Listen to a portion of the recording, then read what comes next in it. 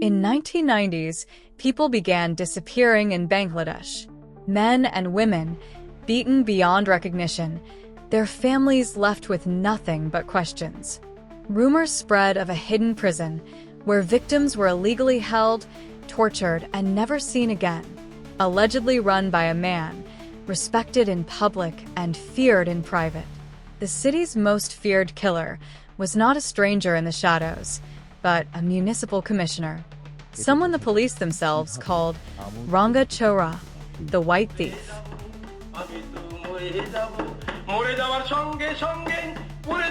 This is the case of a monster who hid behind power and authority.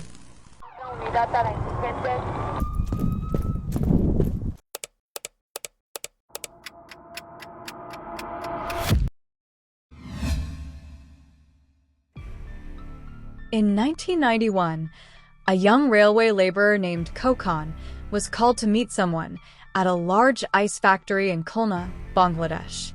The factory had recently been taken over by a man everyone feared, but no one dared name out loud. That night, people living nearby heard loud cries and strange noises. By morning, Kokon was gone. His family searched for days, but no one saw him again. That was the first known killing. But no one could prove it, and it wasn't the last. In the months that followed, the same pattern started to emerge. A local businessman who refused to pay extortion money disappeared. A small-time trader who had a conflict with the same group never came home. Shopkeepers, rickshaw drivers, even local political workers began to avoid any dealings near the ice factory. Anyone who said no or spoke against the man who controlled it simply vanished. And behind the factory's heavy iron gates, something terrifying was happening. Whispers spread that there was a man behind these killings. People said he had created his own group of enforcers, a private gang. He invited his targets to a building, a factory, a villa, a house, and once they entered, they were never seen again. His properties became places no one dared go near. The sound of generators running in the middle of the night, muffled cries, and police who looked the other way. No one spoke his name in public. To the poor, he was a devil in a suit. To the powerful, he was a useful ally. Everything changed on May 15, 1999. A respected political activist named Khalid Hossein went to the ice factory to meet its owner. He told his family it would be a short visit, but he never came home. This time, the missing man wasn't poor or unknown. He was a known youth leader. He had influence. His disappearance couldn't be ignored. Public protests broke out. Newspapers began to ask questions. And for the first time in years, police began to move. It was then that a man stepped forward. His name was Rajasakshi Nuralam, and he wasn't just any local. He had once been the right-hand man of the factory's owner and a trusted member of his inner circle. But now, scared for his life, he went to the CID and told them everything.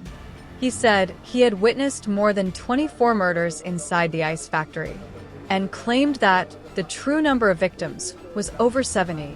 He described the exact rooms where people were tortured, one behind the storeroom, another near the generator. He said victims were tied up with chains. Some were beaten with iron rods. Others were electrocuted. Many were buried under the latrine inside the compound. Few were thrown into the Rupsha River at night. Then, for the first time, the police were given a name. The man behind it all, the one who ran the factory, controlled the killings, and had everyone in the city terrified, was a politician. His name was Ershad Sikder. Born in 1955 in Jalakothy, Ershad Sikder moved to Khulna as a teenager and started working as a cleaner at the railway station. He had no formal education, but he was sharp, always observing the flow of people, money, and influence. While working at the railway station, he started doing favors for local politicians, delivering threats, spying on rivals, settling street disputes. The more violence he used, the more useful he became, until they stopped seeing him as a cleaner and started using him as muscle. By the late 1970s, he was working as a political enforcer, using violence to silence rivals and protect the people in power.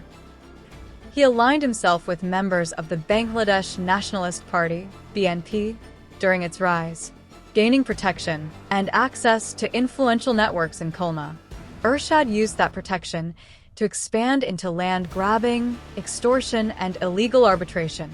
He became known for settling disputes through violence, not negotiation.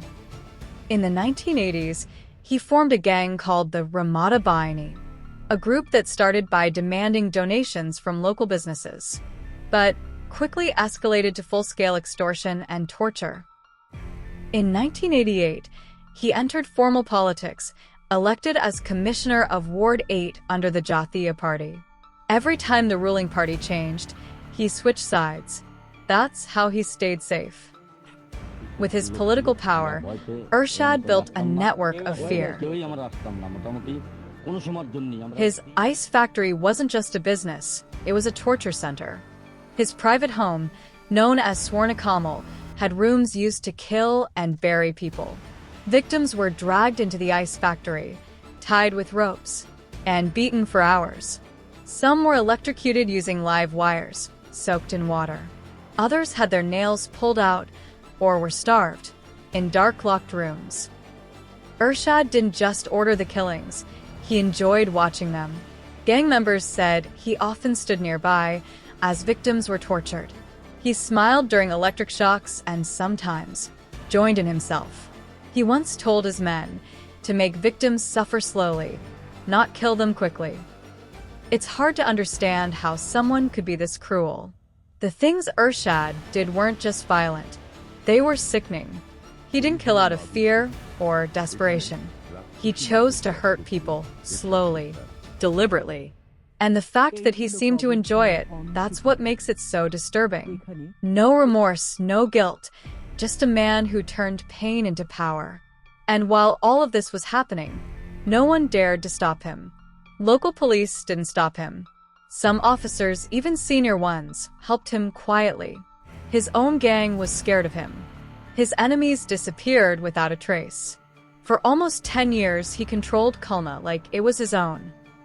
After Nur Alam's confession, CID officers raided the factory. What they found was horrifying. Inside the compound, they discovered iron chains, fixed to the ground, a large metal plate connected to an electric switch, wooden beams with rope marks.